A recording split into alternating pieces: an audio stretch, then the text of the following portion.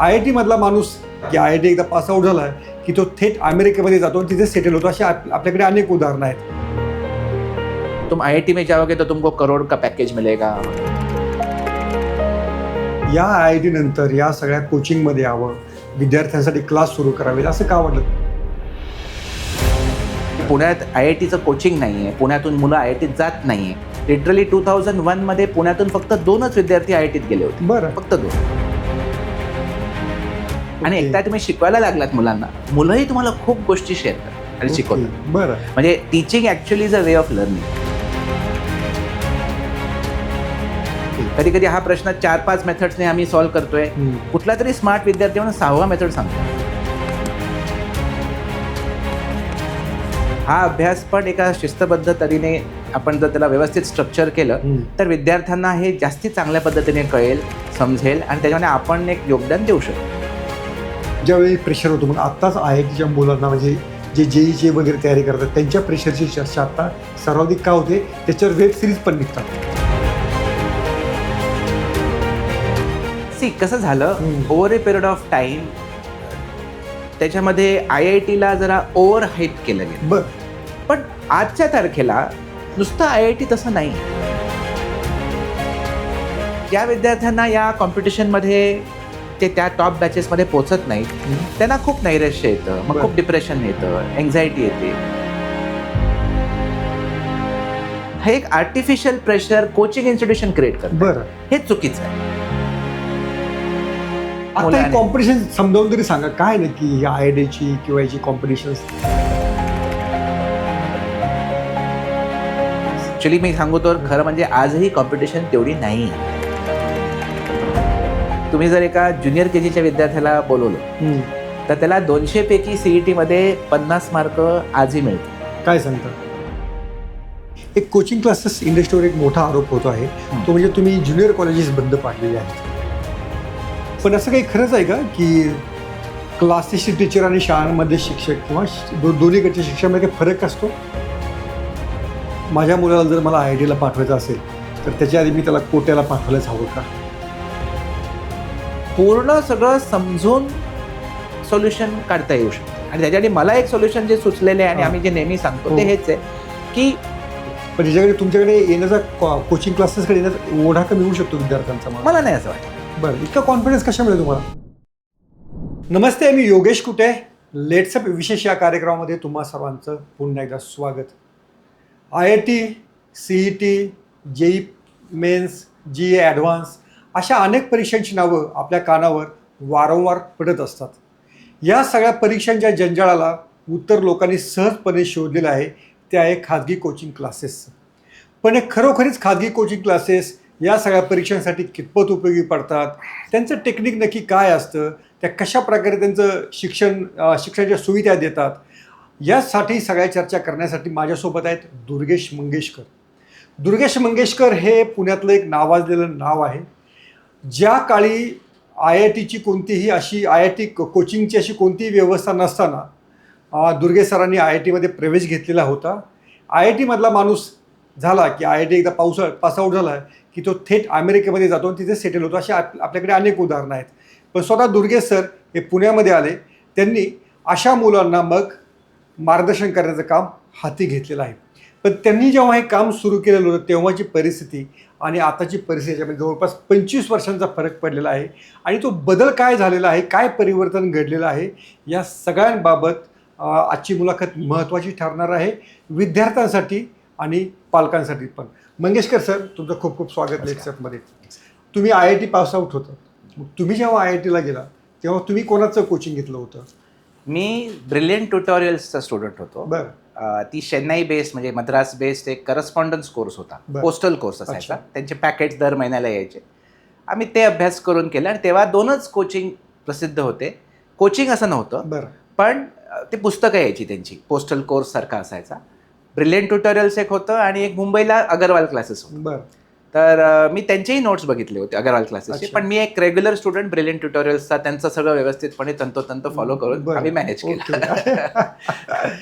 पण तेव्हा सगळ्यांनी तसं केलं. म्हणजे तेव्हा देशभरात असं कोचिंग, तेव्हा कोटाही नव्हतं, तेव्हा कोटा जस्ट सुरू होत होतं. बरं. पण पहिली बॅच पण बाहेर आली नव्हती कदाचित. ओके. तर त्यामुळे 94ला मी दिलेली IIT ची परीक्षा. त्यामुळे मी 92 to 94 हे 2 वर्ष जेईचा अभ्यास केला. बरं. तर त्याच्याने झालं. तेव्हा IIT तुम्ही काय घेतलं मग? तेव्हा कॉम्प्युटरचा बोलबोला होता की काय होतं तेव्हा? कम्प्युटर सायन्सला खूप प्रेफरन्स असायचा. तेव्हाही प्रेफरन्स होता? म्हणजे जनरली जे टॉपर्स होते ते कम्प्युटर सायन्स किंवा इलेक्ट्रिकल इंजिनिअरिंग पैकी काहीतरी घ्यायचे. पण तरी कम्प्युटर सायन्सचे कट ऑफ हायर असायचे तेव्हाही.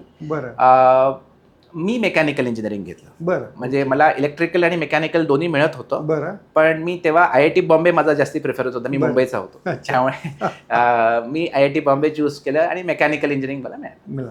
पण या IIT नंतर या सगळ्या कोचिंगमध्ये यावं, विद्यार्थ्यांसाठी क्लास सुरू करावे असं का वाटलं? तुम्ही तर अगदी परदेशात पण गेलो, US ला पण गेलो. हो. नाही, माझं ते मी या फील्डमध्ये ऍक्सिडेंटने आलेलो आहे. मी काही विचार करून ऍक्सिडेंट झाला तसं नाही. म्हणजे कसं आहे की मी IIT झाल्यानंतर मी 1 वर्ष टाटा मोटर्समध्ये नोकरी केली. टेल्को तेव्हा होतं, इंडिका बनत होती. त्यामुळे मला पुणे आवडलं. तेव्हा मी मुंबईतून पुण्याला जेव्हा आलो जॉब करायला तेव्हा मला पुण्याचं सगळं वातावरण आवडलं. पण असं माहीत नव्हतं की पुढे तसं करणार. मग जसं बहुतेक सगळे IITians मग अमेरिकेत MS करायला जातात तसं मी पण गेलो. मग युनिव्हर्सिटी ऑफ मॅसेच्युसेट्स ॲमहर्स्ट म्हणून एक प्रसिद्ध संस्था आहे, तिथे मी इंडस्ट्रियल इंजिनिअरिंग साठी गेलो होतो MS साठी. परत आलो तेव्हा मला एक आयडिया आली होती की सप्लाय चेन मॅनेजमेंटमध्ये काहीतरी करायचं. पण तेव्हाच .com क्रॅश 2001ला झाला. आणि त्यामुळे मग त्या काळामध्ये माझी एक ओळख अरुण रॉय सरांबरोबर झाली, जे अरुण रॉय क्लासेस चालवायचे. आणि मग त्यांनी मला संधी दिली की तुम्ही थोडा वेळ शिकवा आहे. आणि मला तेव्हा विश्वास खरा नव्हता की जेई हे शिकवता येऊ शकतं. आम्ही शिकतानाच आम्हाला एवढा त्याच्यामध्ये चॅलेंज झालं होतं जेव्हा आम्ही अभ्यास केला होता तेव्हा. It was quite a tough exam.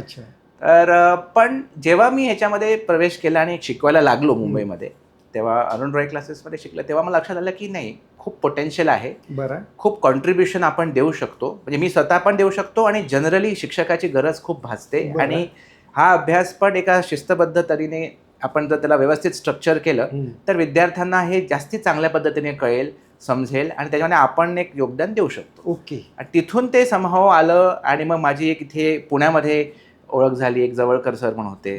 आणि तेव्हा COEPने डॉक्टर घाटोळांनी एक त्यांचे प्रिमायसेस COEPचे IITचं एज्युकेशन पुण्यामध्ये व्हायला पाहिजे त्याच्यासाठी त्यांनी ती प्रिमायसेस तिथे उपलब्ध केली. की पुण्यात IITचं कोचिंग नाहीये, पुण्यातून मुलं IITत जात नाहीये. एकेकाळी तो खूप मोठा नंबर असायचा 1960s 70s मध्ये. पुण्यातून मुंबईतूनच मुलं जायची IITत. पण नंतर तो 80s 90s मध्ये खूप कमी झाला, खालावला. लिटरली 2001 मध्ये पुण्यातून फक्त 2च विद्यार्थी IITत गेले होते, फक्त 2. तर तेव्हा डॉक्टर घाटोळांना हे भरपूर वाटलं होतं. आणि जवळकर सर आणि शेलार सर होते, तर त्यांच्या ओळखीने आम्ही एक संस्था IITians प्रतिष्ठान सुरू केली 2002ला. आणि COEP इंजिनिअरिंग कॉलेजमध्ये सुरू केली.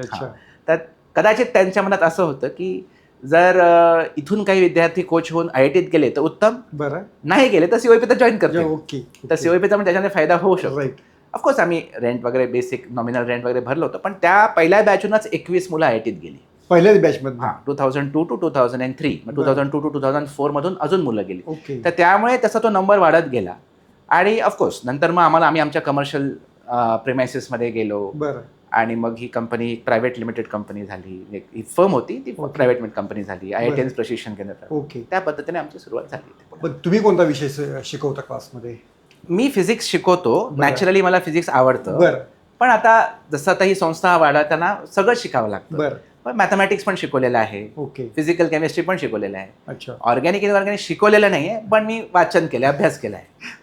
आणि बेसिक IITचा सगळा अभ्यास झाला असल्यामुळे त्याचं बेसिक्स माहितीच होतं, ते रिकनेक्ट करायला. पण मी तुम्हाला सांगतो की जेव्हा मला जेवढं फिजिक्स केमिस्ट्री मॅथ्स जेव्हा मी ॲज अ स्टुडंट मला माहिती होतं आणि जेव्हा शिकवायला लागल्यानंतर जेव्हा कळायला लागलं, मलाच कधीतरी आश्चर्य वाटतं की मी कसं IIT क्लिअर केलं. मला आता काहीच येत नव्हतं तेव्हा. कितीतरी गोष्टी अशा आहेत जे ऍक्च्युली नवीन कळतात, नवीन उमजतात. आणि एकदा तुम्ही शिकवायला लागलात मुलांना, मुलंही तुम्हाला खूप गोष्टी शेअर करतात आणि शिकवतात. म्हणजे teaching actually is a way of learning, हे मला ऑनेस्टली वाटतं. त्यामुळे आम्ही क्लासमध्ये जातो, ठीक आहे, शिकवायलाच जातो, पण वी लर्न अ लॉट. आणि सम ऑफ द बेस्ट इन्साइट्स आम्हाला जे काही काही मिळालेत, कुठल्याच पुस्तकात नाहीत, काही नाही, ते प्रॉब्लेम सॉल्व्ह करताना कधी कधी मिळालेले. ओके. कधी कधी हा प्रश्न 4-5 मेथड्सने आम्ही सॉल्व्ह करतोय, कुठला तरी स्मार्ट विद्यार्थी म्हणून 6वा मेथड सांगतो. Okay. And that is a revolution to us also. अच्छा, हा प्रॉब्लेमला असाही विचार करता येऊ शकतो. Okay. So it is definitely a pleasure to teach. तुम्ही जेव्हा IIT केलं तेव्हा तुमच्यावर काही प्रेशर होतं? नाही, प्रेशर नव्हतं, मला इच्छा होती. बरं. माझा एक मित्र होता विनोद म्हणून, विनोद पोलवजरम. त्याचे वडील, त्यांना समाव अशी इच्छा होती की त्यांच्या मुलांनी IITत जावं. बरं.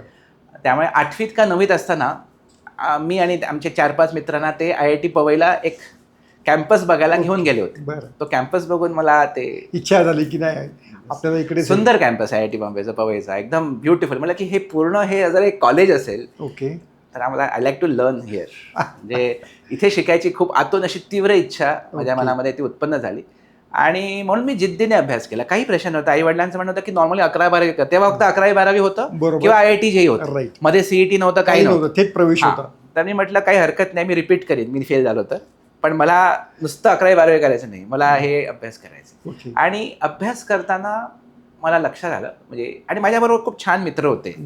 मी पार्ला कॉलेजमध्ये होतो, आता त्याचं नाव साठे कॉलेज झाले, पण तेव्हा पार्ला कॉलेज होतं मुंबईला. आणि तिथे खूप छान ग्रुप ऑफ माझे फ्रेंड्स झाले. अमेया होता, अजून बरेच चांगले चांगले फ्रेंड्स होते. आम्ही सगळे डिस्कस करायचो प्रॉब्लेम्स, आणि इट वॉज व्हेरी नाईस. म्हणजे खूप छान एक्सचेंज ऑफ नॉलेज होतं, इंटरॅक्शन्स मला अजूनही ते आठवतात. तर त्या एनरिचिंग इंटरॅक्शन्समुळे आम्हाला ते खूप असं अभ्यास करायची खूप इच्छा झाली, आम्हाला आवड निर्माण झाली. आणि प्रॉब्लेम सॉल्व्हिंग इज फन या उत्साहाने आम्ही अभ्यास केला. म्हणजे ती परीक्षा क्रॅक करणं हा एक ध्येय होता, IITत जायचा हाही ध्येय होता. पण हे विषय जे होते physics, chemistry, maths, they are very fascinating. They are very fascinating. त्याला राईट पद्धतीने जर अभ्यास आपण करू शकलो तर खूप छान होतं. आम्ही सिद्धिविनायकाच्या मंदिरात जायचो. मंदिराच्या मागे एक मीर पब्लिशर्स मॉस्कोचं परमनंट एक्झिबिशन असायचं. तर ती पुस्तकं आम्ही जाऊन आवर्जून तुम्ही बघायचा. विकत नाही घेऊ शकत होतो, तेवढी परिस्थिती नव्हती, पण आम्ही तिथे दिवसभर राहायचो जस्ट ते चाळायला. काय ती पुस्तकं आणि काय क्वेश्चन्स आणि काय इन्साईट असायचा. त्यांचं ते नोबेल लॉरेट्स वगैरे त्यांनी लिहिली होती पुस्तकं, आणि इरोडो सारखी पुस्तकं तर अजूनही वापरली जातात. Beautiful Russian books translated to English. पण ती त्या पुस्तकातून आणि ब्रिलियंट ट्युटोरियल्स आणि ह्याच्यातून वगैरे नंतर आम्हाला ते एक वेगळं मोटिवेशन. मग आत्ताच एवढी तुमच्या वेळी प्रेशर होतं, मग आत्ताच IITच्या मुलांना म्हणजे जे JEE वगैरे तयारी करतात त्यांच्या प्रेशरची चर्चा आता सर्वाधिक का होते, त्याच्यावर वेब सिरीज पण निघतात. कसं झालं, over A period of time त्याच्यामध्ये IITला जरा ओव्हर हाईप केलं गेलं. म्हणजे IIT ही ग्रेट संस्था आहे, प्रश्नच नाही. आणि संस्था ग्रेट तिकडच्या टीचर्समुळे, तिकडच्या कॅम्पसमुळे, फॅसिलिटीजमुळे आहेतच. एक ब्रँड इक्विटी IITची स्टेलर आहे. IITच्या अलुमनीने जगभर खूप जबरदस्त गोष्टी केलेल्या आहेत, त्याच्यासाठी पण आहे. पण IITचे ते पिअर ग्रुप जो असतो, आपण जेव्हा IITत शिकतो तेव्हा आपल्याबरोबर शिकणारे जे विद्यार्थी असतात, सगळे प्रज्ञावंत विद्यार्थी असतात. त्यांच्याबरोबर 4 वर्ष शिकून, राहून, इंटरॅक्ट करून, खेळून ती पर्सनॅलिटी आपली खूप छान होऊ शकते. त्या पोटेन्शियलसाठी IITला एक मोठं श्रेणी मिळालेली आहे, मोठं श्रेय मिळालेलं. पण आजच्या तारखेला नुसतं IIT तसं नाही आहे. IIT आहे ग्रेट, पण त्याचबरोबर bits Pilani, NITs, IIITs, VIT Vellore, Manipal, SRM हे पण खूप छान संस्था झालेल्या आहेत निर्माण. आणि त्याचबरोबर आपल्या मुंबई आणि पुण्याचे इंजिनिअरिंग कॉलेजेस जे आहेत, COEP असो, MIT असो, VIT असो, सिम्बायसिस असो, DY पाटील असो, PCCOE असो, अनेक कॉलेजेस आहेत, PICT असं आहे, हे सगळे पण छान आहेत कॉलेजेस. म्हणजे त्यांच्यामध्ये पण भरपूर चांगल्या चांगल्या गोष्टी त्यांनी केल्या आहेत. बऱ्याच काही गोष्टी ज्या IITत एकेकाळी व्हायच्या आणि बाकी कॉलेजेस व्हायच्या नाहीत, त्या पण त्यांनी बऱ्यापैकी इथे इन्कॉर्पोरेट केलेल्या आहेत. त्यामुळे आजच्या तारखेला खरं म्हणजे एवढं ऑब्सेसिव्ह किंवा एवढं हायपर फ्युरिश किंवा एवढं असं नुसतं IITतच पाहिजे, IITत मिळालं तर आपलं काहीतरी भलं होईल, IITत नाही मिळालं तर आपलं काहीच होणार नाही, हे जे बायनरी जे झालंय ना, हे कुठेतरी नॉर्थ इंडियामध्ये, म्हणजे नॉर्थ इंडियन रिजनमध्ये, आणि ते कोटाने ते बेसिकली कॅपिटलाइज केलं, ते झालं.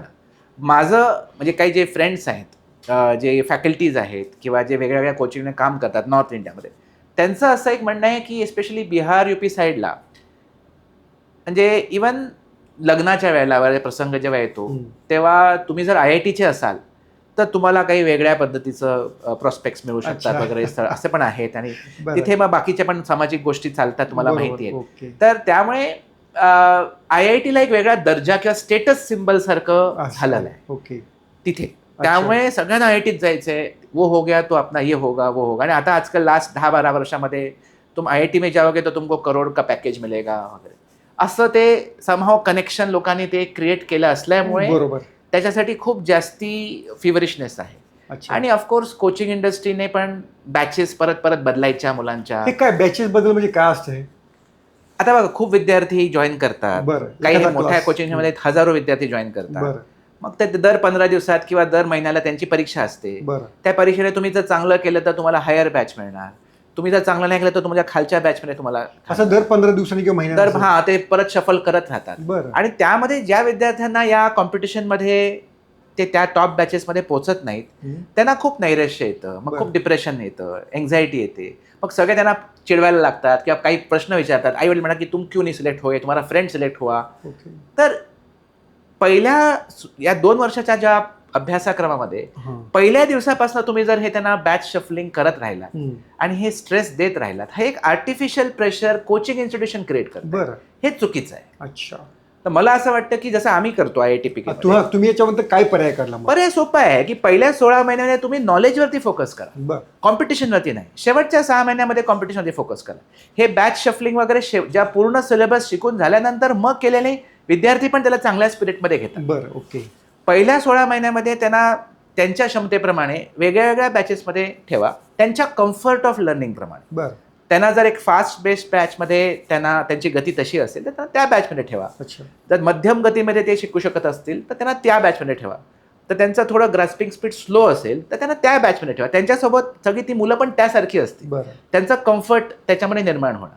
आणि दर महिन्याला दर 15 तुम्ही परीक्षा घेतल्या होते त्यांना बॅच शफल करू नका. बरं कारण काय होतं, बॅच शफलिंग केल्यामुळे मुलाचा फोकस ती बॅच होते किंवा परीक्षेमध्ये मार्क होतात.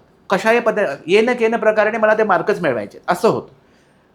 पहिल्या 16 महिन्यामध्ये त्यांचा फोकस नॉलेजमध्ये पाहिजे, कन्सेप्ट्सवरती पाहिजे, प्रॉब्लेम सॉल्व्हिंग अबिलिटी डेव्हलप करण्यामध्ये पाहिजे. हा प्रश्न वेगळ्या वेगळ्यामध्ये कसा सॉल्व्ह केला जाऊ शकतो, या कन्सेप्टमध्ये अजून काय काय आहे. भले परीक्षेला ते येऊ न येऊ, but I want to understand. Okay. म्हणजे I am inquisitive to learn about it. त्याचं लर्निंग, त्याचं इन्क्विजिटिव्हनेस, त्याचं प्रॉब्लेम सॉल्व्हिंग अबिलिटी ह्याच्यावरती फोकस करणं गरजेचं आहे. ते जर केलं तर त्याला पुढे प्रवेश परीक्षेमध्ये यश मिळतं. त्याबरोबर तो पुढचे 4-6 वर्ष पण छान अभ्यास करतो. ओके. नाहीतर काय होतं, हे जे विद्यार्थी जे या टाईपच्या प्रेशर कुकरच्या सिच्युएशनमध्ये अभ्यास करतात, दर महिन्याला बॅचेस बदला वगैरे, एकतर ते कसे तरी स्ट्रेस घेऊन जे टॉप 20% मुलं प्रवेश परीक्षेत चांगले मार्क आणि चांगले रँक मिळवतात, पण ते जेव्हा IITत जातात किंवा कुठल्या कॉलेजमध्ये ऍडमिशन घेतात तिथे अभ्यास करत नाहीत. अच्छा. त्याची टेंडन्सी नको आता. हा, तर खूप केला अभ्यास आणि खूप झालं, आता आम्ही हे सगळं केलं होतं, IIT जाने को, बिट्स में जाने को, अभी हम एन्जॉय करेंगे. पण तिथे IIT जाणे अभ्यास करतच नाहीत, कारण त्यांना अभ्यासाची जी एक गोडवी होती किंवा ते रस होता, तो रस त्यांनी चकलाच नाही, त्यांना वेळच नाही. कारण कॉम्पिटिशनमुळे ते नेहमी कॉम्पिटिशनमध्येच राहिले. बरं. हायपर कॉम्पिटेटिव्ह झाले आणि नंतर म्हटलं आता नको कॉम्पिटिशन, आता मला अभ्यासही नको, कॉम्पिटिशन करू. ओके. अशी ती माइंडसेट होते. मग त्याच्याने दीर्घ काळात म्हणजे लॉंग टर्म पॉईंट ऑफ व्ह्यूने बघितलं तर हे कल्चर खूप टॉक्सिक आहे. ओके. आणि म्हणून हे सगळ्या वेब सिरीज त्याच्यासाठी त्याला हायलाइट करायला कदाचित बनले असतील. आता ही जी JEEची तयारी आहे किंवा CETची तयारी आहे, ही 8वीपासून तयारी सुरू करायला पाहिजे. ते ऍक्च्युली कसं आहे की तुम्ही 2 वर्षात 10वी नंतर 11वी-12वीत पण व्यवस्थितपणे होते. बरं. फक्त काय होतं, 10वी पर्यंतचा जो आपला स्टेट बोर्ड, CBSE बोर्ड किंवा कुठलाही बोर्ड असेल, त्याचं जे करिक्युलम आहे ते तेवढं चांगलं नाही. बरं. ते खूप बऱ्यापैकी स्पष्ट मत आहे. कारण त्याच्यामध्ये सरकारचा पण दोष नाही आहे. बरं. कारण ते नुसतं काही सायन्स करणाऱ्या विद्यार्थ्यांना शिकवत नाहीत ना. शाळेमध्ये मुलं जी सायन्स करणारी, कॉमर्स करणारी, आर्ट्स करणारी, डिप्लोमा करणारी सगळ्यांसाठी आहे ना तो करिक्युलम. बरोबर. मग तो असा हाय लेवल करिक्युलम ठेवूच शकत नाही. ओके. मग त्यांना तो थोडासा डायल्युटेडच त्या ॲव्हरेजिंग इफेक्टमुळे काय होतं, जी खरी प्रज्ञावंत मुलं आहेत, जी पुढे JEE वगैरे हे करू शकतात, त्यांच्या पॉईंट ऑफ व्ह्यूने बघायला गेलं तर हा करिक्युलम बऱ्यापैकी सबस्टँडर्ड. मग काय होतं की तो बेस कच्चा असतो 10वी पर्यंत. मग त्यांना तो तिथून सुरू करून 2 वर्षात IITच्या लेवलपर्यंत त्यांना एवढे 110 चॅप्टर्सचा अभ्यास शिकवून प्रॉब्लेम सॉल्व्हिंग अबिलिटीवरती प्रभुत्व मिळवून टाइम प्रेशर, म्हणजे परीक्षेचं पण एक वेगळं प्रेशर असतं. म्हणजे घरी बसून मी प्रॉब्लेम सॉल्व्ह करू शकतो, पण परीक्षेत मी ब्लँक होतो, टाइम प्रेशर असंही होतं. त्यामुळे परीक्षेसाठी वेगळं त्यांना एक ट्रेनिंग द्यावं लागतं. सो तेवढं सगळं 2 वर्षात करणं हे थोडा स्ट्रेसफुल असतं. बरं. ओके. म्हणजे तो एक नॅचरल नैसर्गिक तणाव या प्रोसेसचा असतोच बरं. सगळ्यांसाठी, कुठलाही कोचिंग क्लास करो किंवा कुठेही शिको.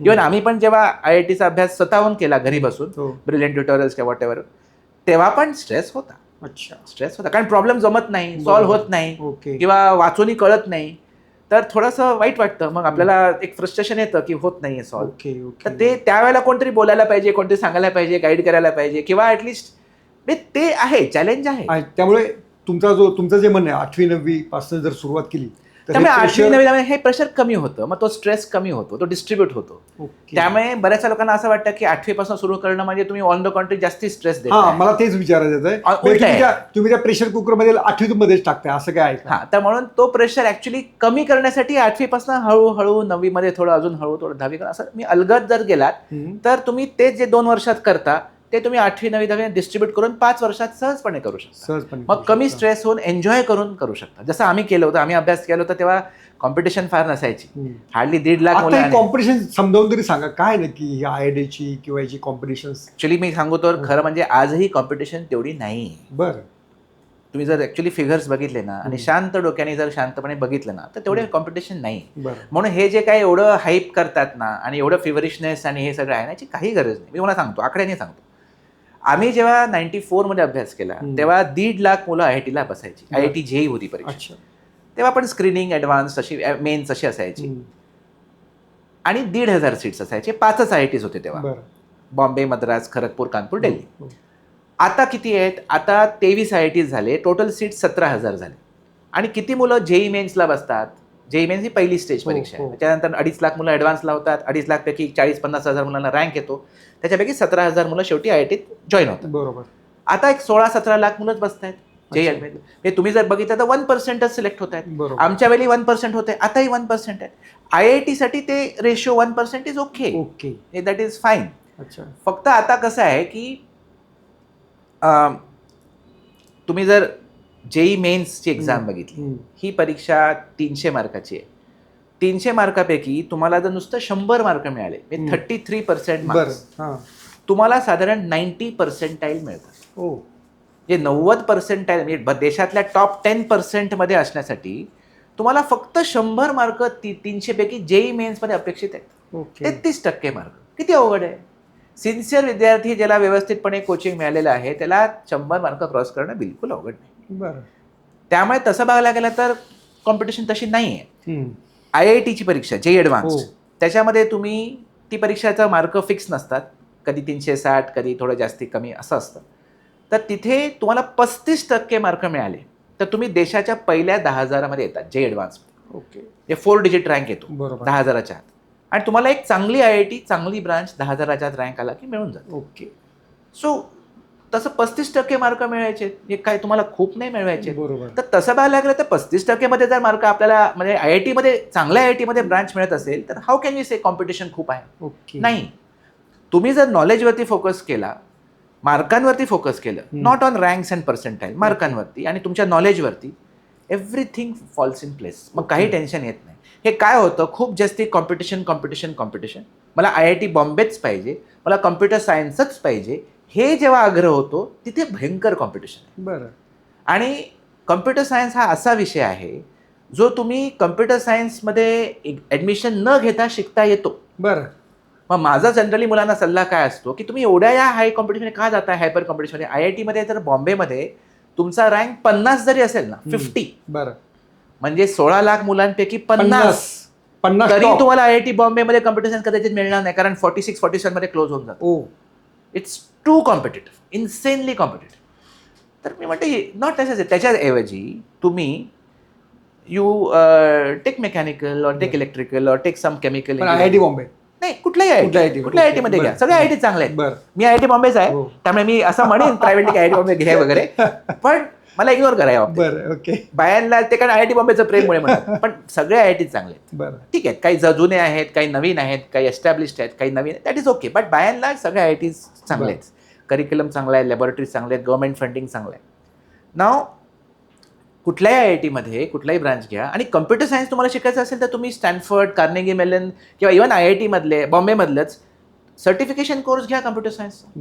युडेमी, युडॅसिटी सारखे भरपूर प्लॅटफॉर्म्स अवेलेबल आहेत कोर्सेरा सारखे, where you can learn anything of computer science, AI, ML वगैरे. त्यासाठी तुम्ही इंजिनिअरिंग सर्च जॉईन करायला पाहिजे असं काही नाही. मग ज्यांना थोडंसं स्ट्रेस कमी घ्यायचा आहे किंवा ते टॉपमध्ये पोहोचू शकत नाहीत, त्यांच्यासाठी पर्याय तुम्ही काय खूप आहेत. म्हणून म्हणतो कॉम्पिटिशनच नाही आहे. म्हणतात कॉम्पिटिशन कॉम्पिटिशन, मला ते दिसत नाही कॉम्पिटिशन. फक्त हे एकदमच जेव्हा तुम्ही खूपच स्वतःचा एम नॅरो ठेवता, मला अमुकच पाहिजे, मग खूप कॉम्पिटिशन. ओके. तुम्ही जेव्हा मला काहीतरी चांगलं शिकायचंय, मला एक चांगला टेक्नोक्रॅट बनायचंय, मला समाजात काहीतरी चांगलं कॉन्ट्रीब्यूट करायचंय आणि स्वतःलाही समृद्ध करायचंय, असं जेव्हा ध्येय घेऊन पुढे जातात तेव्हा तुम्हाला भरपूर ऑपॉर्च्युनिटीज आणि विदाउट मच कॉम्पिटिशन आहे. आणि पुन्हा 8वीपासूनच जेईची तयारी करायची की सीईटीची तयारी करायची? नाही, सीईटीची गरज नाही. हा काय फरक आहे? अनेकांचं म्हणणं असं की आम्हाला क्लासवाले जेईच करायला लावतात तयारीच, म्हणजे क्लास तो जेईचाच लावायचा. ती बेसिकली काय आहे, तुम्ही 5वी 6वी 7वी 8वी 9वी 10वी या कुठल्याही स्टँडर्डने सुरू करू शकता. बरं. त्याच्यामध्ये तुम्ही नॉलेजसाठी सुरू करा. बरं.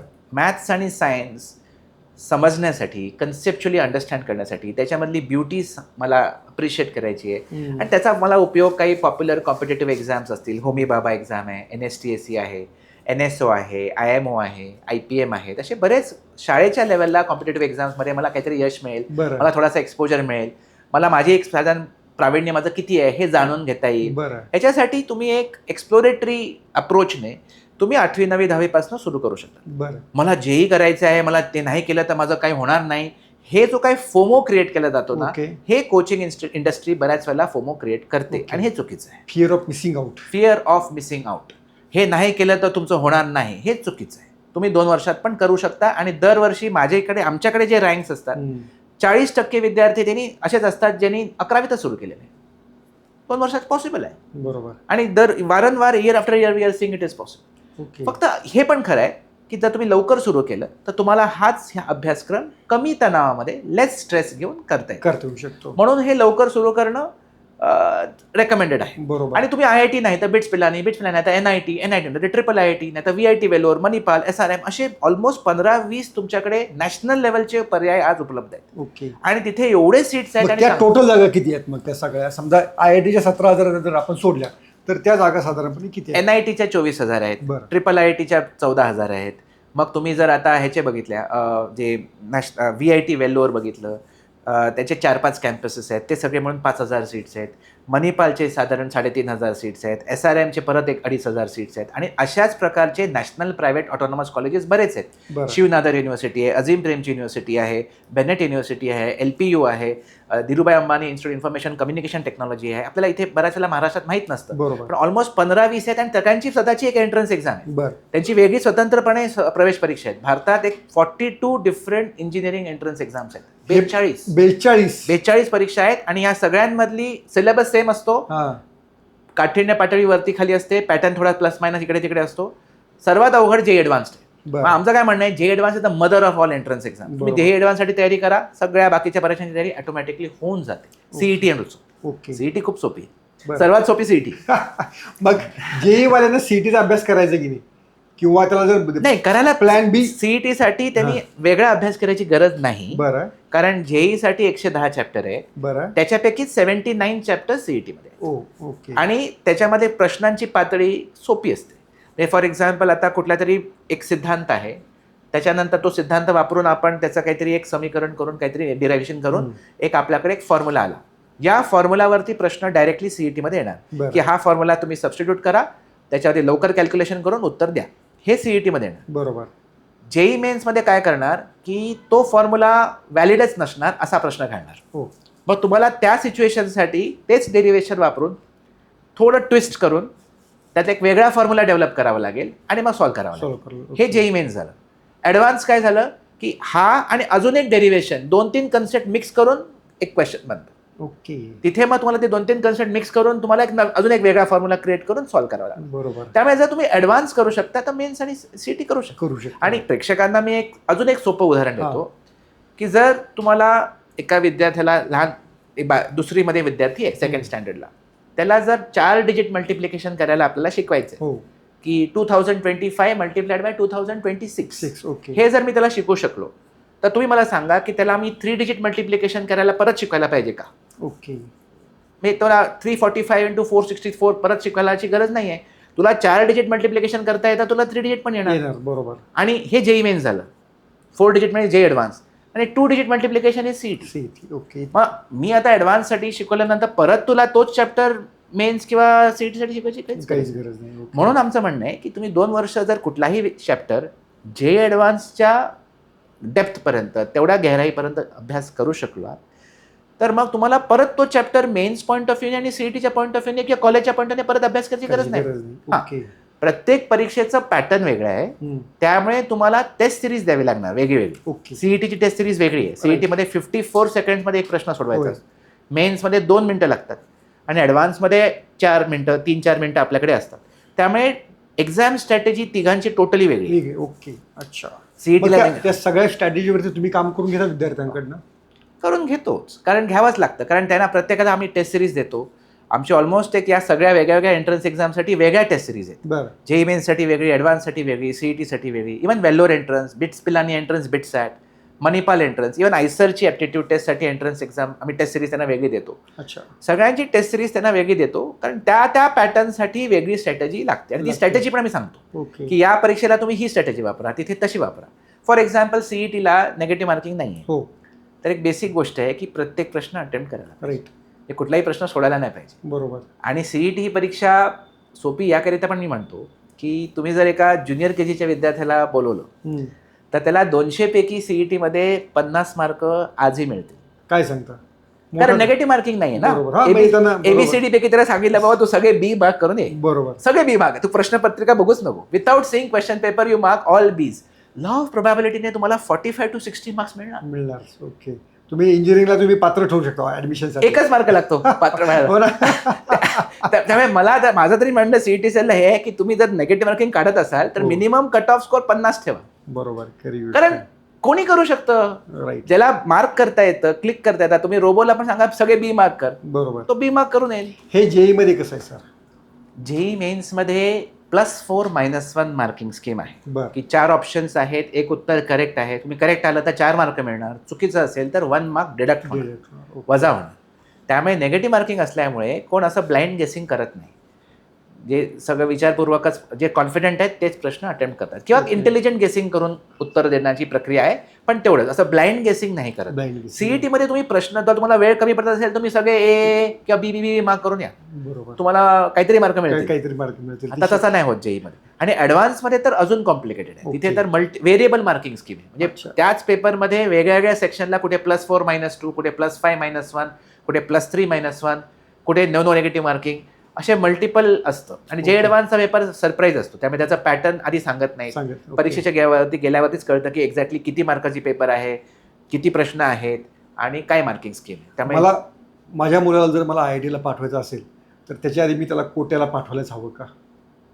नाही, असं काही नाही आहे. पुण्यामध्ये, मुंबईमध्ये, नागपूरमध्ये, औरंगाबादमध्ये पण चांगले संस्था अवेलेबल आहेत आणि अजून पण बऱ्याच ठिकाणी आहेत. अच्छा. त्यामुळे आज असं काही नाही आहे की तुम्हाला इथे अमुक ठिकाणी गेल्यावरती सक्सेस मिळेल. कोटा हा एक छान फिनॉमिना आहे, इंटरेस्टिंग फिनॉमिना आहे. ॲज अ बिझनेस स्टडी म्हणून बघायला पाहिजे की कसं काय झालं. आणि तिकडे त्यांचे बरेच विद्यार्थी UP, बिहार, हरियाणा, पंजाब या ठिकाणीतून तेथे ते आले. तो एक JK सिंथेटिक्स नावाची कंपनी बंद पडली आणि नंतर मग काही talented teachers, Bansal sir, Pramod Maheshwari sir आणि अजून 2-4 चांगले शिक्षक, राव सर म्हणून होते, ते सगळ्यांनी मिळून ते सुरू केलं आणि त्यांनी खूप चांगले रिझल्ट्स, खूप मेहनत केली आणि रिझल्ट्स प्रोड्यूस केले. मग तेव्हा कोणच कोचिंग देत नव्हतं, तो they got a first mover advantage. आणि मग त्यांनी ती पूर्ण सिटी ती जशी समहाव त्या कोचिंग कल्चरला अनुसरून कोणी मेस सुरू केलं, कोणी हॉस्टेल सुरू केलं, कोणी पुस्तकांचं हे केलं, कोणी ट्रान्सपोर्टचं काम केलं. आणि तिथे कॉस्ट ऑफ कन्स्ट्रक्शन कमी होतं, त्यामुळे कॉस्ट इफेक्टिव्ह पण होतं. आणि ती सिटी मध्ये ती एकच ती इंडस्ट्री होती, ती बंद पडल्यानंतर ते तिकडच्या लोकांना पण प्रश्न पडला की आमचं रोजगाराचं काय. मग समहाव ते कोचिंग इंडस्ट्रीच्या अराउंड ते समहाव ते एक छान मॉडेल क्रिएट झालं आणि वर्षानुवर्ष त्यांनी रिझल्ट्स पण दिलेले आहेत. अजूनही त्यांचे रिझल्ट्स येतात, असं नाही की नाही. फक्त त्यांचा ओव्हरऑल सक्सेस रेशो तेवढा चांगला नाही आहे असं माझं मत आहे. जेवढा दावा करतात ते नाही, सक्सेस रेशो म्हणजे जेवढे विद्यार्थी शिकतात त्याच्यापैकी जेवढे सिलेक्ट होतात तो फिगर कमी आहे. ते काय करतात, ते जे सिलेक्ट झाले त्यांनाच हायलाइट करतात, हे झाले. पण किती मुलांपैकी झाले ते नाही सांगत. अच्छा, हे का आम्ही अनेकदा क्लासेसमध्ये पाहिलेलं आहे की बुवा जो सक्सेसफुल झालेला विद्यार्थी आहे तो आमच्याच क्लासमध्ये शिकलेला आहे असं दाखवायचा एक प्रयत्न असतो. आहेत काही माल प्रॅक्टिसेस कोचिंग इंडस्ट्रीमध्ये, पण ते आता हळूहळू कमी पण होत आहेत. म्हणजे काही चांगले स्टेप्स गव्हर्नमेंटने पण घेतले आहेत, काही स्टेप्स कोचिंग इंडस्ट्रीने पण घेतले आहेत, काही बरेच असे घटना घडलेल्या आहेत ह्याच्या आधी, ज्याच्यामुळे एका कोचिंग इन्स्टिट्यूशन दुसऱ्या कोचिंगला एक्सपोज केलंय. त्याच्यामुळे आता हा प्रमाण कमी झालंय. बरं. होत होतं बऱ्याच प्रमाणे, पण आता समहाव इव्हन गव्हर्नमेंट पण काही ऍक्शन्स घेते, काही स्टेप्स घेते. त्यामुळे there are some positivity which is there. आणि ऍटलीस्ट काही रिस्पॉन्सिबल ऍडव्हर्टाइजमेंट करणं आणि काही ज्या गोष्टी आपल्या स्टुडंट नसेल तर मग काय म्हणतात त्याला आपण क्लेम करणं वगैरे हे चुकीचं आहे. असं सगळं आता हळूहळू सगळ्या कोचिंगला कळायला लागलं की हे काही ट्रिक चालणार नाही आणि असे गिमिक्स करायचे नाही. त्यामुळे तुम्ही प्रामाणिकपणे जे अचीव्ह केलेले आहे ते तुम्ही शोकेस करा. पण ते शोकेस करण्याने फक्त टॉपर शोकेस केले जातात. इथे कुठेतरी गफलत होते. त्यामुळे असा एक निकष किंवा गव्हर्नमेंटकडून यायला पाहिजे जो अजून आलेला नाहीये, की तुम्ही तुमचं रिटेन्शन रेशो किती होतं, किती मुलांना तुम्ही ऍडमिशन दिली, किती मुलांनी टोटल कोर्स कंप्लीट केला, ते आकडे तुम्ही दाखवा. बरं. आणि जेवढे त्यांनी कंप्लीट केला त्याच्यापैकी किती यशस्वी झाले, IITत किती, JEE मेन्सला किती, सीटला किती, सक्सेस रेशो, हे सक्सेसफुल अपॉन टोटल नंबर, हे गव्हर्नमेंटने कंपल्सरी सगळ्यांना डिक्लेअर करायला पाहिजे. ते फक्त काहीच लोक सक्सेस रेशो सांगतात, बाकी लोक कोण सांगतच नाही. ओके. याच्यामध्ये आणखीन एक आलं की कोविड नंतर बहुतांश की ऑनलाईनचं फार बऱ्यापैकी या कोचिंग क्लासेसने अडॉप्ट केलेलं होतं, पण ते ऑनलाईनचं मॉडेल काही सक्सेसफुल झालं नाही का? नाही, ती खूप इंटरेस्टिंग फिनॉमिना आहे. म्हणजे आम्ही पण शिकतोय. बरं. कोविडच्या 2 वर्षात आपल्याला माहिती आहे की सगळ्यांना ऑनलाईन शिवाय पर्याय नव्हता. कोविडच्या अखेरीस साधारण एप्रिल 2022च्या सुमारास सगळं जेव्हा नॉर्मल लाईफ सुरू झालं तेव्हा सगळे विद्यार्थी, सगळ्या पालकांचं स्पेशली म्हणणं होतं हे ऑनलाईन हा शब्द पण काढू नका. बरं. आम्हाला ऑफलाईन तुम्ही दाखवताय का? ऑफलाईनच कोचिंग पाहिजे. 100% ऑफलाईन झालं 2022 नंतर. काय नक्की पालक ऑनलाईन मध्ये तुम्हाला माहिती फसवणूक होती. मुलं व्हिडिओ ऑफ करत होते, अभ्यास कुठे करत होते. कारण ऑनलाईन कोचिंग करताना तेवढं एंगेजमेंट होऊ शकत नाही. टीचरला मुलांवरती तेवढं ग्रिप मिळत नाही, आय कॉन्टॅक्ट होत नाही, मुलांना बाकीची मुलं दिसत नाहीत. क्लासरूम वातावरणामध्ये पिअर टू पिअर लर्निंग असतं, टीचरला आय कॉन्टॅक्ट असतो, जास्ती ग्रिप असते. त्यामुळे एक इमोशनल कनेक्ट आणि इंटेलेक्च्युअल कनेक्ट दोन्ही छान होतं. ओके. एका ऑफलाईन इन पर्सन कोचिंगमध्ये. अच्छा. ऑनलाईन मध्ये तेवढं सोपं नाहीये. तुम्हाला जर इच्छा असेल तर तुम्ही शिकू शकता. आज मला शिकायचं आहे, as an adult I will learn, कसंही असेल तरी. पण तो एक 15, 16, 17 वर्षाचा विद्यार्थी, त्याचं माइंड डिस्ट्रॅक्टेड असतं. त्याला थोडंसं टीचरने शेफर्डिंग, थोडंसं त्याला म्हणजे त्याचं लक्ष वेधून घेण्यासाठी पण काही गोष्टी कराव्या लागतात. अरे बोलू नको रे बाळा, अरे बघ रे बाबा, लक्ष दे, तुला प्रश्न विचारले जातात. इथे काय करतात मुलं, व्हिडिओ ऑफ करून टाकतात. कधीतरी काहीतरी नेटवर्क नाही था सर, ध्यान नाही दिया, सुनाई नाही दिया, असं ते काहीतरी they can always trick, they can always game the system. बरोबर. ऑनलाईनमध्ये त्यामुळे हे सगळं खूप झालं होतं आणि अति तिथे माती असं म्हणतात. त्यामुळे पेरेंट्सने टोटली ऑफलाईनला आले. बरं. मग इंटरेस्टिंगली 2023ला गोष्टी हळूहळू बदलायला लागल्या, जे बहुतेक लोकांना नाही कळलं, आम्हालाही नाही कळलं. पण साधारण सप्टेंबर 2023 नंतर असा आम्ही एक वेगळा ट्रेंड बघू लागलो की मुलांना नुसतं ऑफलाईन नाही, ऑनलाईन पण पाहिजे. नुसतं ऑफलाईन पण नको, ऑनलाईन पण पाहिजे. मग ते काही रिव्हिजन गोष्टी ऑनलाईन मध्ये करायला लागले. हायब्रिड हायब्रिड सुरू झालं. मग 2023 पासून आम्ही आता बघतोय की वेगळ्या विद्यार्थ्यांचे वेगवेगळे प्रेफरन्सेस आहेत. म्हणजे आता फॉर एक्झाम्पल विद्यार्थी ए ला असेल की नाही, त्याला अजूनही मॅक्झिमम ऑफलाईन पाहिजे, फक्त रिव्हिजनसाठी तो ऑनलाईन वापरणं. दुसरा असा अजून एक विद्यार्थी आहे ज्याला 50-50 पाहिजे. मी नुसतं लेक्चर अटेंड करणार, पण माझं थोडं अटेन्शन स्पॅन नाहीये, त्यामुळे मला लेक्चरमध्ये काही 100% कळत नाही. त्यामुळे लेक्चर पण पाहिजे, पण मला घरी जाऊन परत ऑनलाईन पण पाहिजे. बरं. मग 50-50. ओके. आणि तिसरा आहे ज्याला ऑफलाईन नकोच, मी ऑनलाईन मध्ये सगळं समजतो. ओके. असे 3 वेगळे कॅटेगरीज निर्माण झाले. आणि त्यामुळे नुसते ऑनलाईन प्लेयर्स जे आहेत त्यांना वाटलं होतं आता कोविड संपलं त्यामुळे आता आमचं काहीच नाही. तसं नाहीये, त्यांनाही काही मार्केट आहे. ओके. तुम्ही काय करता ऑनलाईनसाठी? आमचं आहे ऑनलाईन बॅच आहे. आम्ही आमच्या ऑनलाईनचं सगळं टीचिंग पण चालतं, स्टडी मटेरियल आहे, पूर्ण ऑनलाईनचं आमचं एक व्हर्टिकल अवेलेबल आहे. पण आम्ही ते फार वाढवलं नाही. बरं. कारण 15, 16, 17 वर्षाचे वयोगटाची मुलांमध्ये मी हे बघितलंय की तेवढं एंगेजमेंट होत नाही ऑनलाईनच्या थ्रू, तेवढं त्यांचं ग्रिप राहत नाही. आम्ही किती प्रयत्न केला तरी शेवटी एक इमॅच्युरिटी लेवल आहे. बरोबर. तो वयाचा प्रभाव आहे. त्यामुळे आमचं जास्ती इन्व्हेस्टमेंट आणि आमचा मॅक्झिमम ऍक्टिव्हिटी जी आहे ती ऑफलाईन मध्येच आहे. ओके. की आम्ही in person small batch size 40 पेक्षा कमी, 60, 70, 80, 100 मुलं पहिल्या क्लासेसमध्ये 200 मुलं असतात. त्याला काय अर्थ नाही. आमचे 25 ते 40 मुलंच फक्त क्लासमध्ये असणार. बरं. आणि त्यांच्याशी चांगलं इंटरॅक्टिव्ह पद्धतीने शिकून एका चांगला माहोल क्रिएट करून शिकवायचं, हे आम्ही आमचा हा मॉडेल आम्ही मॅक्झिमम जागी राबवलेला आहे. ओके. एक कोचिंग क्लासेस इंडस्ट्रीवर एक मोठा आरोप होतो आहे, तो म्हणजे तुम्ही ज्युनियर कॉलेजेस बंद पाडलेले आहेत. आणि त्या ज्युनियर कॉलेज नुसती बंद नाही पाडलेली, तर मुलांना वेगळ्या सवयी पण लावलेल्या आहेत की तुम्ही वेगळ्या ॲडमिशन वेगळ्या कॉलेजचं, परीक्षा तिसऱ्या सेंटरवरती, क्लास मात्र तुमच्याकडे. तर नक्की काय वस्तुस्थिती आहे, ते खरं आहे का, आणि असेल तर त्याचं कारण काय? याच्यामध्ये 2 प्रकार आहेत. म्हणजे लेट्स अंडरस्टँड हे सगळ्या गोष्टीचं जे काही हा जो फिनॉमिना आहे तो आहे, आणि तो फिनॉमिना का आहे हे आपण समजून घ्यायला पाहिजे, आणि त्याच्यापैकी कुठल्या गोष्टी योग्य आहेत आणि कुठल्या गोष्टी अयोग्य आहेत हेही आपण समजायला पाहिजे. कॉलेजचं मॅन्डेट काय होतं की जे काही अभ्यासक्रम 11वी-12वीचा आहे, मग स्टेट बोर्डमध्ये स्टेट बोर्डचे टेक्स्टबुक्स असतील, CBSEमध्ये NCERTचे टेक्स्टबुक्स असतील, किंवा ICSEचे ISCचे टेक्स्टबुक्स असतील, तेवढंच शिक्षकांनी शिकवावं कॉलेजच्या. आणि ते किती चांगल्या पद्धतीने शिकवतायत नाही शिकवतायत ह्याच्याबद्दल डिबेट होऊ शकतं, की ह्याच्याबद्दल वेगळ्या लोकांची वेगवेगळी मतं असू शकतात. पण त्यांचा बेसिक चौकट त्यांची तेवढा दायराच त्यांचा तेवढाच होता. बरोबर. स्कोप त्यांचा एवढाच होता की फक्त कॉलेज लेवलचं करिक्युलम बोर्ड एक्झामसाठी कव्हर करायचं, हे कॉलेजचं मॅन्डेट. आता हे सगळ्या स्पर्धा परीक्षा म्हणजे प्रवेश परीक्षा महत्वाच्या झाल्या, JEE, नीट वगैरे, आणि ह्यांचा दर्जा हायर आहे. त्यांचे जे प्रश्न जे विचारले जातात ते याच करिक्युलमवरती बेस्ड आहेत, पण ते जास्ती अवघड आहे. ओके. आता त्याचं कोचिंग किंवा त्याचं ट्रेनिंग शाळेचे शिक्षक देत नाही आहेत.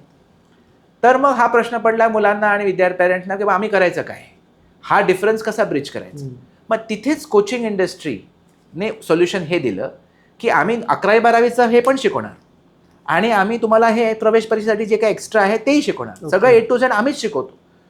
मग तुम्हाला इथे जायची गरज नाही, शाळेत जायची गरज नाही. शाळेत फक्त तुम्हाला प्रॅक्टिकल्स करायला आणि परीक्षेला जायला ची गरज आहे.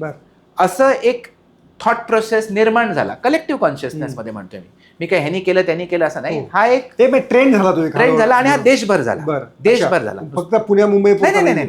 हे पुणे मुंबई खूप उशिरा, आम्ही इथे हा ट्रेंड जो दिसतोय हा खूप उशिरा आलेला आहे. हे परत कोटा आणि दिल्ली, हैदराबाद इथूनच सुरू झालं. हे तर खूप वर्षांपासून आहे. तर कारण एंट्रन्स एक्झाम क्रॅक करायची आहे तर त्याच्यासाठी अभ्यास करावा लागेल, कोचिंग पण घ्यावं लागेल, आणि त्याबरोबर 6-8 तास रोज अभ्यास करावा लागेल. पण त्याच्यासाठी वेळ पाहिजे. मग आज जर आम्ही कॉलेजमध्ये 6 तास गेलो, कोचिंगमध्ये 3-4 तास गेलो, मग आम्हाला अभ्यास करायला एनर्जी आणि टाइमच नाही. त्याच्यापैकी जर कॉलेजचं काम हे लोक सांभाळत आहेत, मग कॉलेजला आपण न जाणेलं बरं. आणि एनिवे सरकारने तशी तरतूद केलेलीच आहे की फॉर्म नंबर 17 भरून तुम्ही कॉलेजला न जाता डायरेक्ट बोर्ड परीक्षेला बसू शकता. CBSE मध्ये एक प्रायव्हेट स्टुडंट म्हणून डायरेक्ट 12वीला बसू शकता. सायन्ससाठी पण आहे, सायन्स स्ट्रीमसाठी पण आहे ना, आहे. सो ती तरतूद सरकारनेच केलेली आहे की ज्यांना for what ever reasons junior कॉलेजमध्ये तुम्हाला जाणं शक्य नाही आहे, तुमची परिस्थिती नाही आहे किंवा व्हॉट एव्हर, तर तुम्ही 12वी बोर्ड डायरेक्टली देऊ शकता without enrolling for any junior college formally, आणि ज्युनियर न करता तुम्हाला शक्य आहे. फक्त तुम्ही जर नाव नोंदवलं तर मग 70% अटेंडन्स वगैरे असं कॉलेजचं रूल्स वगैरे गव्हर्नमेंटने केलेले आहेत.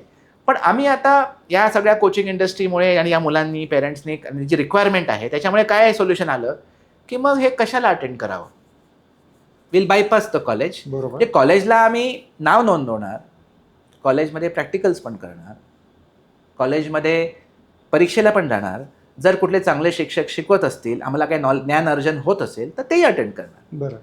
पण मग आम्हाला कंपल्शन करू नका, कारण आम्हाला घरी बसून JEEचाच अभ्यास करायचा. आम्ही टाइमपाससाठी कॉलेज बंक करत नाही, आम्ही कॉलेज बंक करून कुठली मॅच बघत नाही आहे किंवा कुठलं काहीतरी आम्ही व्हिडिओ गेम पार्लरला जाऊन बसत नाही आहे. आम्ही अभ्यासच करतोय, आणि अभ्यास केल्यामुळे कॉलेजचंही नाव चांगलं होईल की हा मुलगा IIT मध्ये गेला, हा मुलगा इथे गेला तिथे गेला, आणि त्याला वेळ मिळेल मुलांना. तर मुलगा स्ट्रेस्ड आउट होणार. तो कॉलेजमध्ये 6 तास, इकडे 4 तास, परत मग घरी 6-8 तास, मग त्याला खेळायला काही वेळ नाही, त्याला मग तो स्लीप कट डाऊन करणार, 8 तासाची झोपायची 4 तास झोपणार, मग परत स्ट्रेस, डिप्रेशन, एन्झायटी, ते सायकल सुरू होणार. मग यामध्ये सर्वात उत्तम काय आहे की जर तो सक्षम असेल तर तो कॉलेज बायपास करतो. मग कॉलेजला बायपास करण्यासाठी मग अनेक यंत्रणा निर्माण झाल्या. त्यापैकी काही यंत्रणा मला नाही वाटत की सरकारने त्याच्यावरती आक्षेप घ्यायला पाहिजे. म्हणजे आज CBSE बोर्ड म्हणते, स्टेट बोर्ड म्हणते की हे बरोबर नाही आहे, अमुक आहे तमुक आहे. पण जर ही वस्तुस्थिती आहे, सरकारनेच एंट्रन्स एक्झामचा हा दर्जा केलाय, कॉलेज बोर्ड एक्झामचा दर्जा हा केलाय, हा डिफरन्स कोण शिकवणार? मग विद्यार्थ्याला बाहेर सोल्युशन शोधावंच लागेल.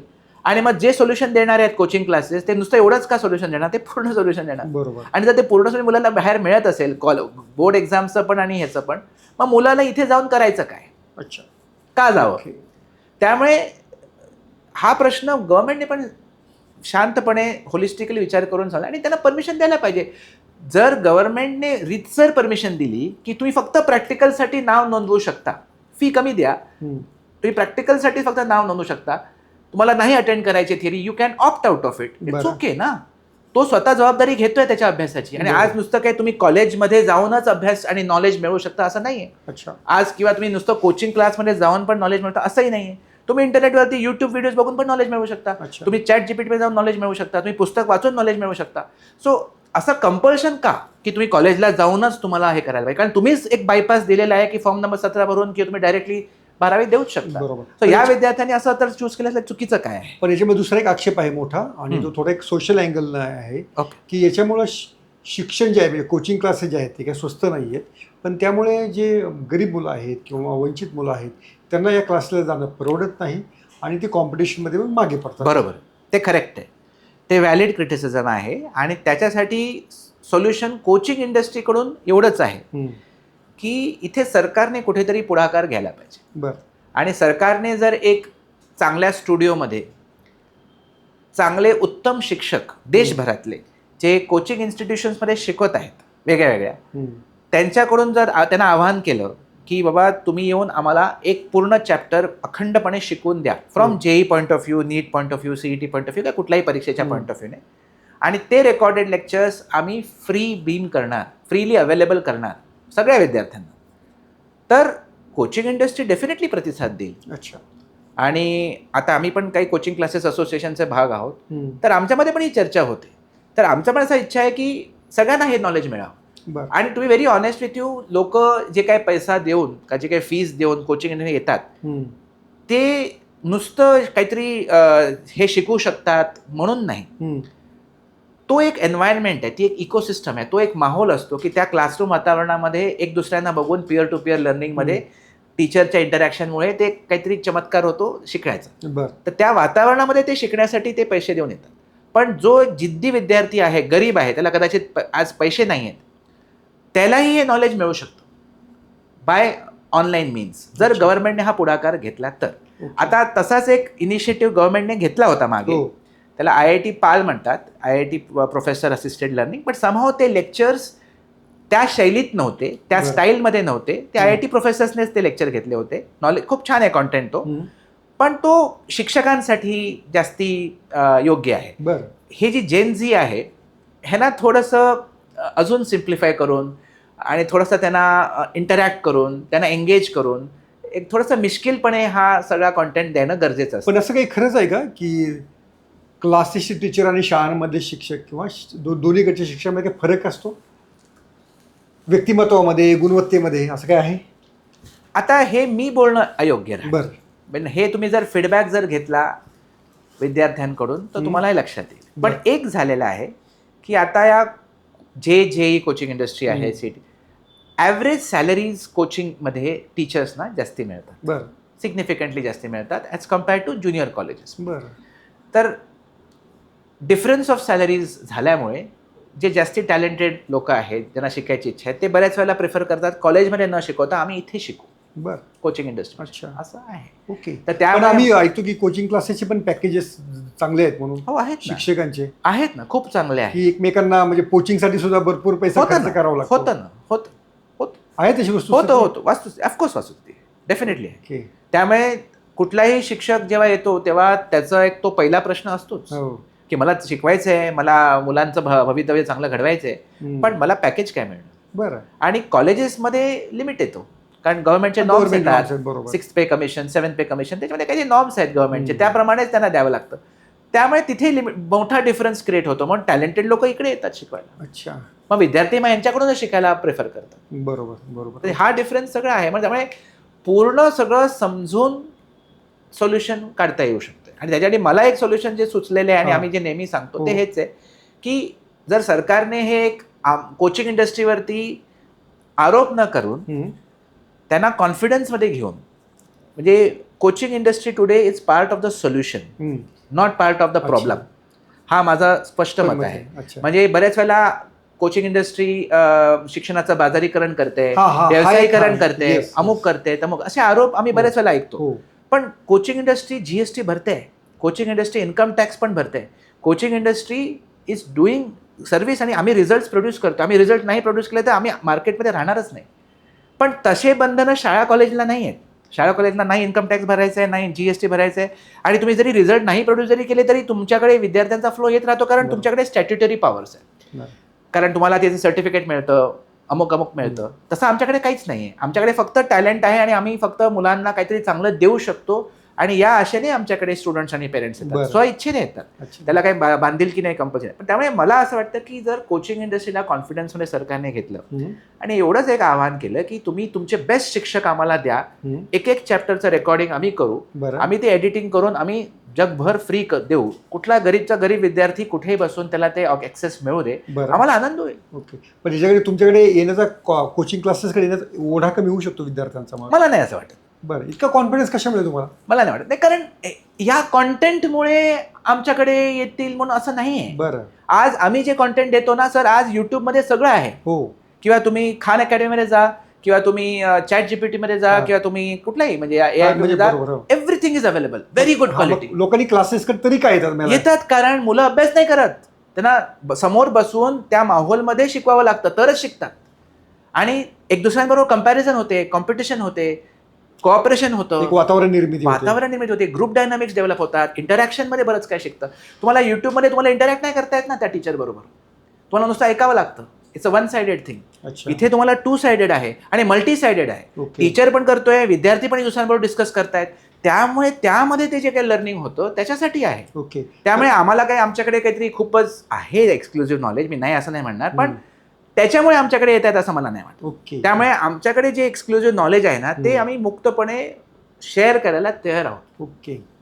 आणि नुसतं मी नाही, आमचे इन्स्टिट्यूट नाही, मला आमच्या कोचिंगकडे खूप शिक्षक चांगले माहिती आहेत जे पण शेअर करायला तयार आहेत, in their individual capacity or on behalf of their institution. आणि हे एक समाज काय म्हणतात सेवासारखी होणार, एक देश सेवासारखी होणार, आणि करायला आम्ही रेडी आहोत. कारण आमच्याकडे टॅलेंट आहे, आम्ही देऊ, शिकू दे चांगल्या मुलांना. अच्छा.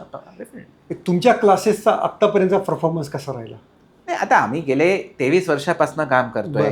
आमचा बेसिक फोकस आहे की इन्क्लुझिव्हिटी, म्हणजे काय की तुम्ही आमच्याकडे जॉईन केल्यानंतर कुठल्या ना कुठल्या तुमच्या पोटेन्शियलप्रमाणे तुम्ही IITत पोचाल. तुमचं पोटेन्शियल बिट्सपर्यंत पोचवायचं, तुमचं पोटेन्शियल COEP पर्यंत तुम्हाला COEP पर्यंत पोचवायचं. त्यामुळे आम्ही जे काही शिकवतो, आमचा रिटेन्शन रेशो खूप चांगला आहे.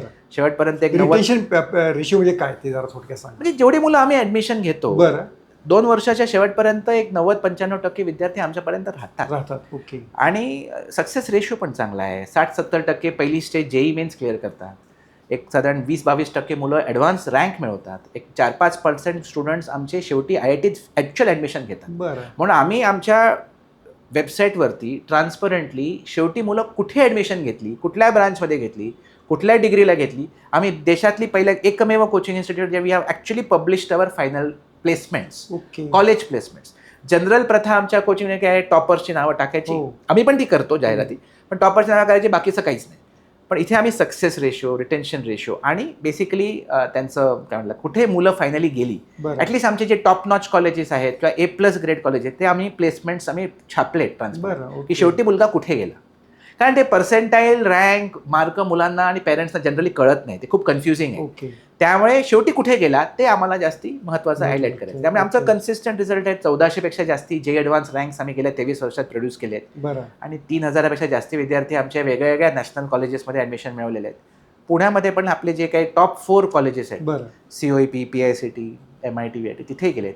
आणि आमचं नीट कोचिंग पण आहे, त्यामुळे आम्ही 150 मुलांना MBBS मध्ये ॲडमिशन पण मिळवलेली आहे, इन्क्लुडिंग AFMC पुणे. इथे जास्ती पुण्याची मुलं जात नसे एकेकाळी, तिथे आमची मुलं काही गेली. त्यामुळे म्हणजे आमचा एक स्ट्रक्चर्ड प्रोग्राम आहे, ट्राईड अँड टेस्टेड सिस्टम आहे, स्मॉल बॅच साईज आहे, आणि आता आम्ही AI पण वापरतोय. कशा पद्धतीने म्हणजे काय करता नक्की? AIचा उपयोग आहे आर्टिफिशियल इंटेलिजन्सचा. म्हणजे कसं आहे की शिकवताना नाहीये तेवढं, डाऊट डिफिकल्टीसाठी टू सम एक्सटेंट होतो. काही AI चॅटबॉट्स डेव्हलप करून आम्हाला डाऊट डिफिकल्टी क्लिअर करता येते. पण सर्वात जास्ती AIचा उपयोग कुठे होतो माहिती आहे? लेट्स से आज आपण 3-4 आपण परीक्षा देतोय. मी सेम परीक्षा दिली आपण 4घांनी. माझं सपोज आता क्वेश्चन नंबर 23, 27, 54, 65 मध्ये माझ्या चुका झाल्या, आणि हे सगळे एका विशिष्ट सेट ऑफ टॉपिक्सचे प्रश्न आहेत. तर मला त्या अल्गोरिदममधून हे कळतं की माझे हे टॉपिक्स वीक आहेत या परीक्षेत. बरं. तुमचे वेगळे प्रश्न Right. असतील, मला वेगळे टॉपिक्स तुमचे वीक असतील, ह्यांचे अजून वेगळे असतील. त्यामुळे प्रत्येकाचं स्ट्रेंथ्स आणि विकनेसेस वेगळे आहेत. बरोबर.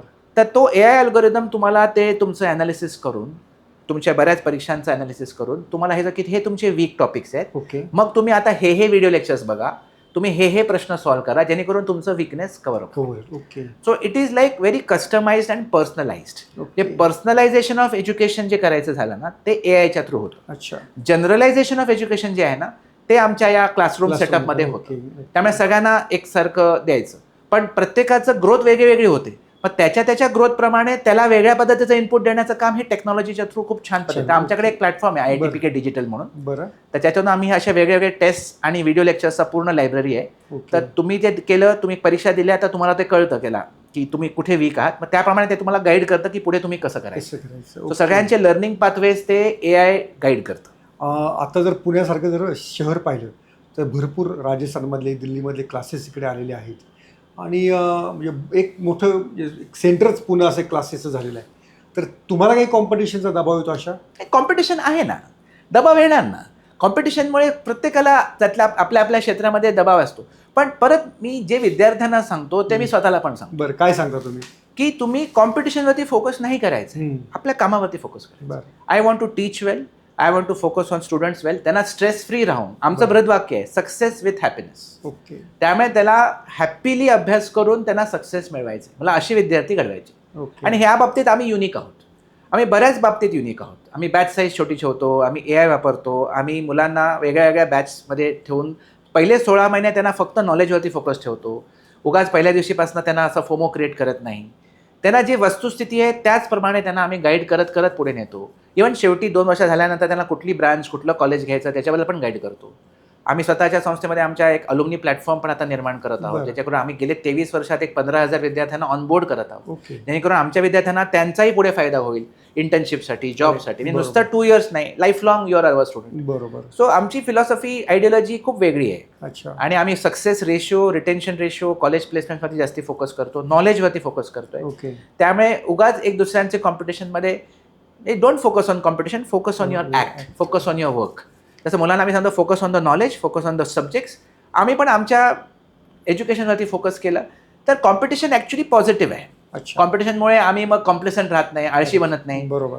आम्हाला पण बरंच काही नवीन शिकायला मिळतं. कारण कॉम्पिटिशनमध्ये पण ते पण चांगले काही वेगळे प्लेयर्स काही चांगले काही त्यांचे एक्सपेरिमेंट्स करतात. बरोबर. त्याच्यातून पण आम्हाला काही फीडबॅक कळतो की असं केल्याने हे वर्क करतं, हे वर्क करत नाही. त्यामुळे आय थिंक कॉम्पिटिशन होऊन शिकण्यासारखं खूप आहे. Okay. So we take it positively. So we don't take it negatively की आहे म्हणजे आता आम्हाला काहीतरी होणार. So it's a positive force. Okay. आणि आम्ही युनिक आहोत, त्यामुळे हे आम्ही ज्या पद्धतीने करतोय तसं कोणच करत नाही. राईट. ओके. आम्ही फक्त आमचा युनिकनेस पेरेंट्सना सांगतो, ज्यांना पटतं ते आमच्याकडे ॲडमिशन घेतो. ओके. तर मला वाटतं मंगेशकर सरांचा हाच मोटो आहे किंवा एकूण त्याला म्हणून एक जीवनाचं एक शैलीच आहे सगळी की स्ट्रेस फ्री सगळं करण्या. कोणती गोष्ट जी कराल ती स्ट्रेस फ्री करा. मला वाटतं आजची मुलाखत विद्यार्थ्यांसाठी आणि पालकांसाठी एकच सांगायचं, आम्ही त्यांना योगा मेडिटेशनचं पण त्यांना आम्ही प्रोत्साहित करतो. अरे वा. बरं. आणि त्याच्यामुळे meditation is very much necessary for the youth. आणि सरांच्या व्यक्तिमत्वाकडे पाहून कळत असते की स्वतः योगा वगैरे करायला असावे ते. हो, मी मेडिटेट करतो. Art of living teacher also. तर सरांची अतिशय चांगली मुलाखत झाली आणि तुमचा या मुलाखतीवरचा प्रतिसाद फीडबॅक आम्हाला नक्की कळवा. पाहत राहा लेट्सअप मराठी. सोशल मीडियाच्या भाऊ गर्दीत विश्वासार्हतेने चकाकणारे नाव म्हणजे लेट्सअप मराठी. सगळ्यांना, सगळ्या नागरिकांना ती स्पीच, ती लेट्सअप वरील मुलाखती म्हणजे विचारांचा खजिना. त्यानंतरच्या निवडणुकीमध्ये मला सोडून गेले. बातम्या केवळ वस्तुस्थिती सांगणाऱ्या, न प्रोपगंडा, फक्त जनतेचा अजेंडा. क्योंकि आने वाला कल जाने वाला है, जाने वाला कल आने वाला है. राजकारण, मनोरंजन असो की क्रीडा क्षेत्र, महाराष्ट्राची स्पंदने संवेदनशीलतेने टिपणारे माध्यम म्हणजे लेट्सअप मराठी. जगासोबत एक पाऊल पुढे राहण्यासाठी लेट्सअपचे ॲप, सोशल मीडिया आणि वेबसाईट सोबत कनेक्टेड रहा.